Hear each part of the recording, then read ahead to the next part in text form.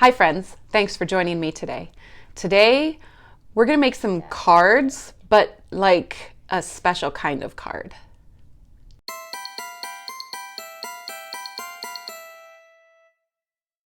Next week is Valentine's Day, and I loathe Valentine's Day.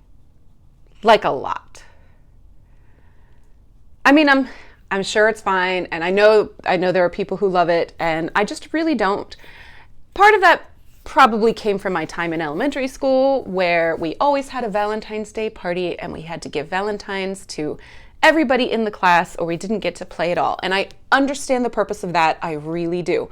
But maybe if in the 80s they had handled their bully situation a little bit better, I wouldn't be so bitter about having to give a card that said, "Be my Valentine," to the people who threw plastic juice boxes at my head. In any event, Valentine's Day is not a holiday that I celebrate. So at our school, at my school, they say either give a card to the whole class or don't give a card to anybody. Right, and they did that in my day too, and the purpose of that is so nobody feels left out, which is fine. But then there's Valentinegrams at my school, which just messed the whole thing up. Right, and that's a completely different... You choose specific people, and then people could feel left out. Right, that's a completely different thing. But for the in-class party, everybody gets a card. Now, my daughter's school calls it Friendship Day, yes, and I can get behind Friendship Day. When I was growing up, I used to say if I ever have kids, I will keep them home on Valentine's Day. I am not going to put them through all of the torture that I had to go through with giving cards to everybody in my class, even though I didn't like everybody in my class because some of them were bullies. Bullies are everywhere. That's the nature of the beast. But I can get behind Friendship Day. My school says that they're bully-free. I have a bully in my frickin' DI group. I know you do, my love. No school has yet figured out how to handle bullies the right way. Nobody knows what the right way is, but that's neither here nor there. So, because next week is Valentine's Day, they don't handle these bullies because they have parents that work at the school. So it's they're even worse. like, well, they're just, no, what the word is described. So for those who may not quite understand, my daughter is sitting right over there doing an art project of her own. Let me show you.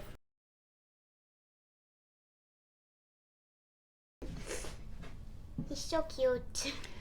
We bought some little squishy dinosaurs that you can color with fabric markers or fabric paint, and they're actually really fun and they're super adorable. So that's what she's doing right now. Oh, Mom, should I show them Bluetooth?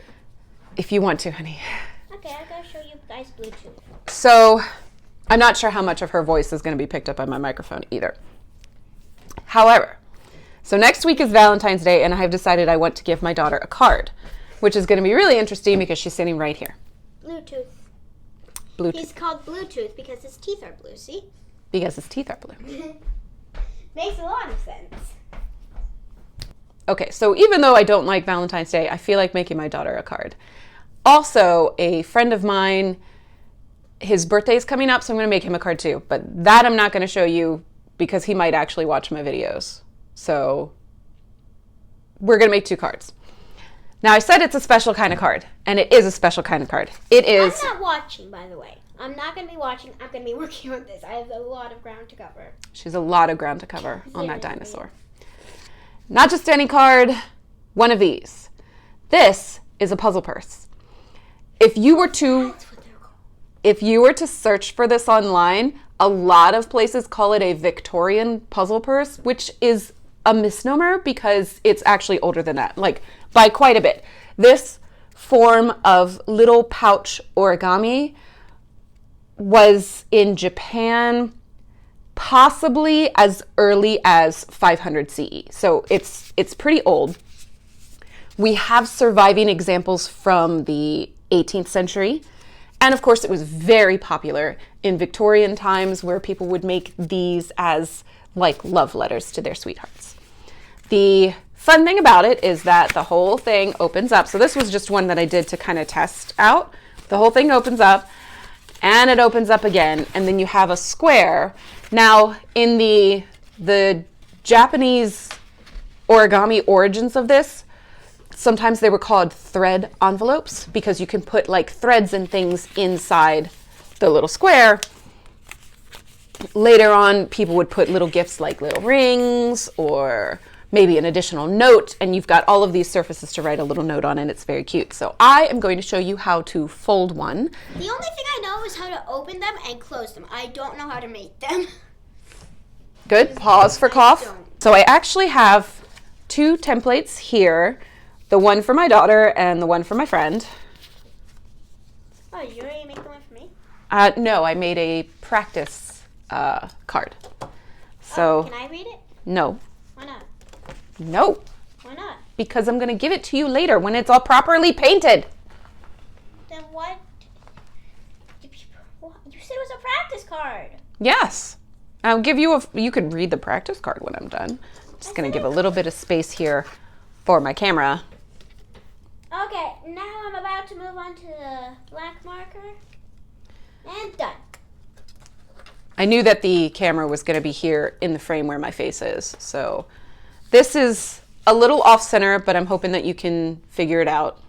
So I actually have 4 papers cut here to my size, and I'm going to show you how to do the fold with this paper.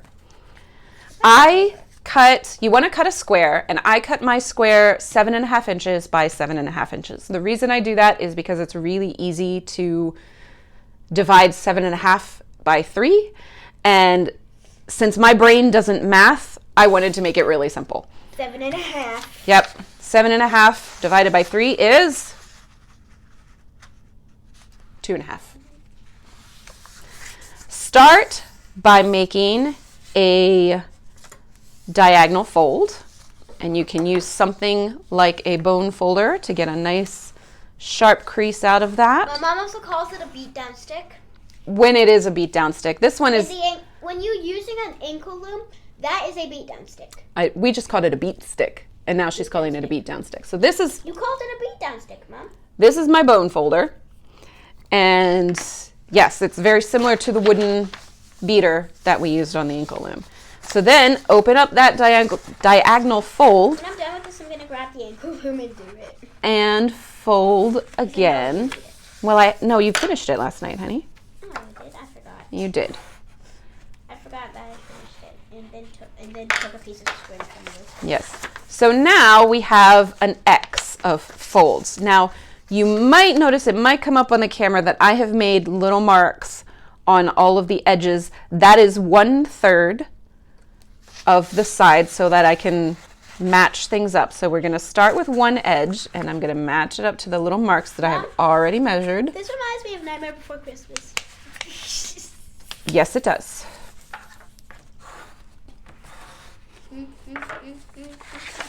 And then this way, so both sides are going to be folded equally and in thirds.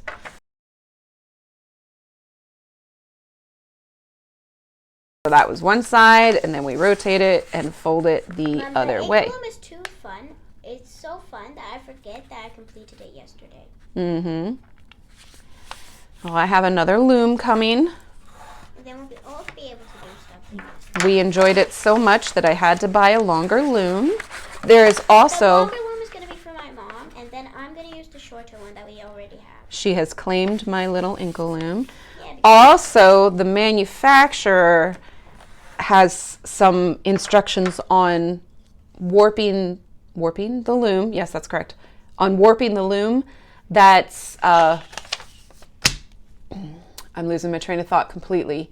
That will make a longer band. So we do want to try that too. Then, once you have all of those folds, flip it over. Then we're going to take one corner and match it up to the corner fold. Now those markings that I just made in pencil, so I can erase those, but this paper was really just to show you all how to do the folds. All 4 corners. 4 corners, it's a game, Mom. It's also a place, I think. Wait, really? Mm-hmm. I know the 4th corner is a place, but I didn't know that 4 corners was a There's a place in Virginia called 7 Corners, and it's kind of a nightmare to drive through. Why? because 7 roads come together. All right, those are all of our folds. Then we're going to flip it back over. Now we see this center square. That is the middle part.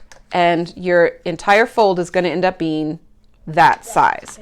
So what we do, this part can get a little fiddly, especially if you're not used to origami, is we want to kind of massage all of the flaps inward along their folded lines. Nothing folds opposite what you've already done, which is handy. And then we collapse it into a pinwheel.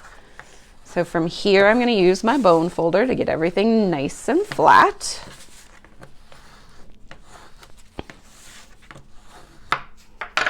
Then these 4 little flaps come in one at a time, one after the other. And then that last flap, tuck into the pocket. Ta-da! We have finished folding our puzzle purse. Mom? Yes? I think you would get more subscribers and likes if you did video game videos. Probably, but I don't care about subscribers and likes. I just want to make the content that I want to make. Oh, I've got to go to the bus stop and get you. So that is how you fold a puzzle purse. I'm going to do one more so that you can see, because I have 3 purses that I want to fold, and that one was really just for practice. Why do you want to fold 3? Oh, one for Russ. And one for you. And one for your other friend. And one for, who knows? Maybe I'll find something to paint on it. Oh, easy. Uh-huh. So, this is watercolor paper that I have already cut down to size. Because it is thick, it folds a little finicky. Is that cardstock? It's watercolor paper. It's thicker than cardstock. If that was cardstock, oh gosh, that's going to be even harder to erase than cardstock. Because literally at school, me and my friends were free drawing, and they got cardstock because that's the only thing in the art room. And they started drawing, and then they're like, cardstock is harder to erase than normal paper. Mm-hmm. It is. And watercolor paper, usually it's got some kind of tooth, which is a texture. Yet tooth is a term used to describe a texture on paper. And that texture, the tooth of watercolor paper, is to help it absorb and hold on to paint. All right, so I'm a little off in this lower corner, and I don't know if it's because my paper isn't exactly square, or if I folded weird, which is possible because watercolor paper is a little rough. But we're gonna press on and see if maybe once we get the box, the puzzle part together, if it kind of sorts itself out. Again, if you want to search for this and see examples of this and see other creators making this, most of them call it a Victorian puzzle purse. Although, like I have said, it is far older than the Victorian era. It was just really popular then. It was the 18th century was the first time we started to see people giving them as Valentines. Uh-oh, can't find my mark.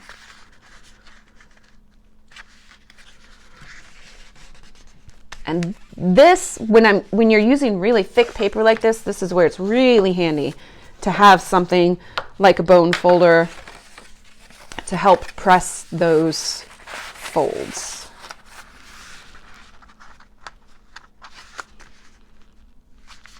Mom, you're going to make this? I'm going to go onto my iPad and go onto YouTube, search up your channel, and watch the video.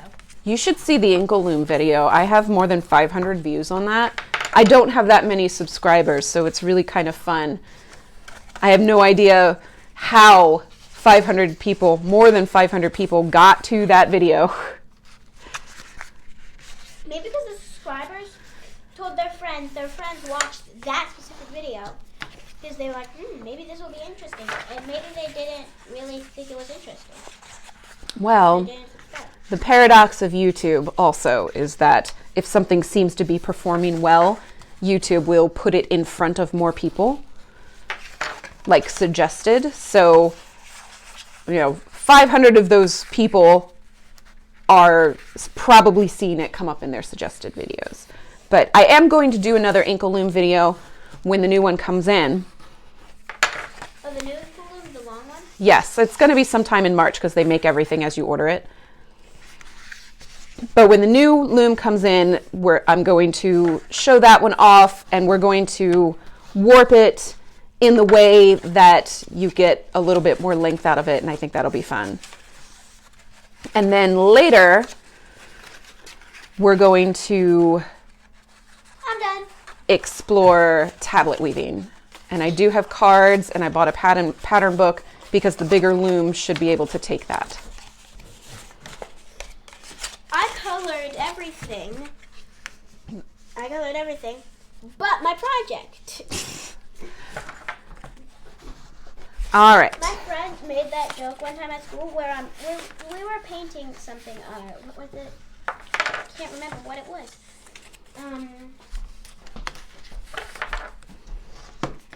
We were painting a cupcake one with contemporary colors. We both chose yellow and purple and basically did the opposite of each other. Mm-hmm. And then after one time the table had a bunch of yellow on it, and she went, I colored everything but my paper because there was a bunch of yellow on the table. Oh, this puzzle box. You can take that one. All right, so And I'm making something for you. that is one of the 3 folded. I'm going to fold the other 2, and then we're going to come back and do some painting. Okay, I have 2 watercolor papers folded. I technically have 3. There wasn't any particular reason why I made 3, that maybe I'll just do another one because I like these. I've made a lot of these. I think they're really fun. So, I also have 2 practice kind of prototypes on lighter paper, so I know what I want to draw and then paint on the watercolor paper. So we're going to do that.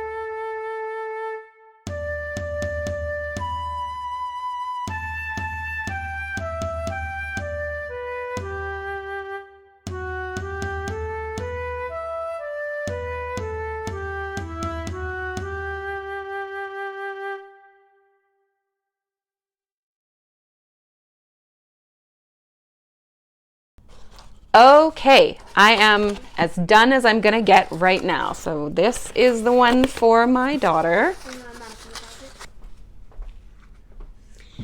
If you know what this gem is, put it in the comments below. See?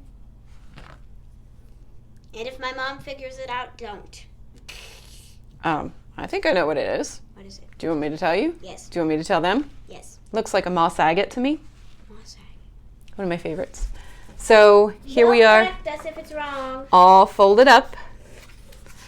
And I am working on the other one. I haven't done this side yet. Oh, good. I just noticed some bleed through here. That did not happen with any of the other markers. That's Russ's? Yeah, that's okay. It's your friend. That's okay because I can fill it in with white gouache or something like that. It's all right. We can work with it. I am bringing it with me tonight. We're going to go over to our friend's house and play some board games. You know what this is? And I am going to draw the,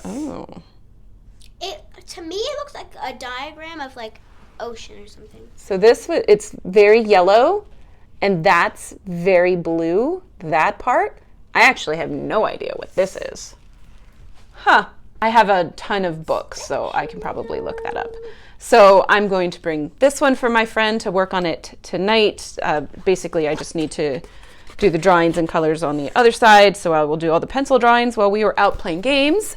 And this one was done. And I hope you make some puzzle purses because they're really fun and they can get kind of addictive. Like you'll fold a bunch of them and then be completely paralyzed with what you want to put in there.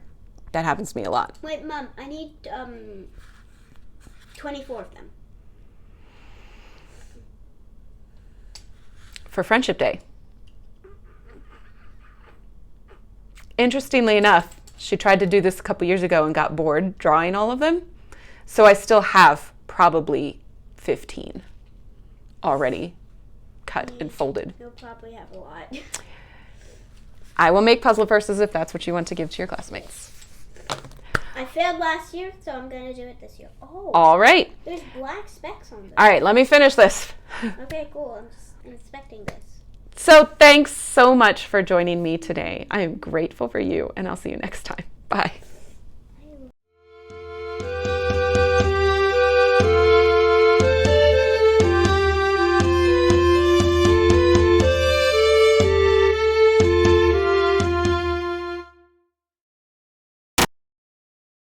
Oh, so is it going to be like when you fold it into like that box thing? Do you remember what these are called? No. No. She's so great. Next week is Valentine's Day, and I really loathe Valentine's Day. Hold on. Mom, restart, please. Go ahead. No, like you restart that. I don't have to restart that. I'll just cut it out. Okay. Can I be like the person who like asks questions? You can and ask answer questions. them? That's fine, yeah. Okay. Edit this out. Sure.